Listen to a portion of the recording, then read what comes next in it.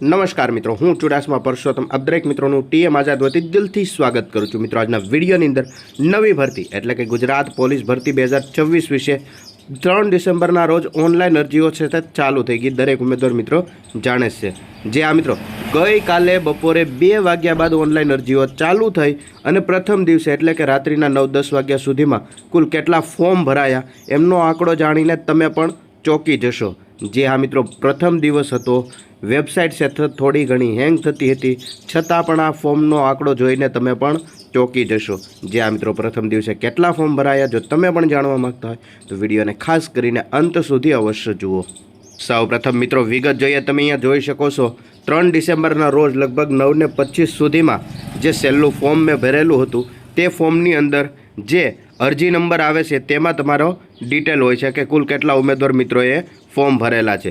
તો અહીંયા રિસિપ્ટમાં એમનું ઉમેદવારનું નામ આવે છે, ગુજરાત પોલીસ દળ વર્ગ 3 પોલીસ સબ ઇન્સ્પેક્ટર કેડર તથા લોકરક્ષક કેડર 2025-26ની એટલે જે ઓનલાઈન ચાલુ ભરતી છે તેમના વિશેની જ વાત કરેલી છે, જેમનો અરજી ક્રમાંક GPRB/2025-26/1 41,215। તો અહીંયા જે 41,215 છે એનો મતલબ એમ થાય કે જે આ ફોર્મ ભરેલું છે 9:25 સુધીમાં ત્યારે 41,215મું ફોર્મ હતું।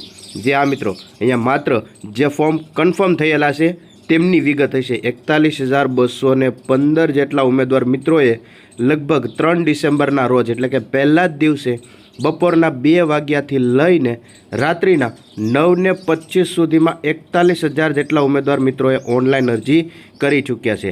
અને આ જે અરજી નંબર છે તે તમે જ્યારે તમારું ફોર્મ કન્ફર્મ કરો ત્યારે તમને મળે છે। જે આ મિત્રો મતલબ કે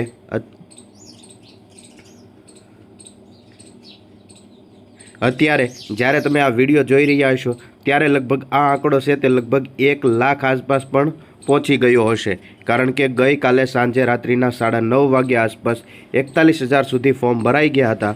તો અત્યારે તમે જ્યારે વિડીયો જોઈ રહ્યા હશો ત્યારે લગભગ આ આંકડો છે તે 1 લાખ આસપાસ થઈ ગયો હશે।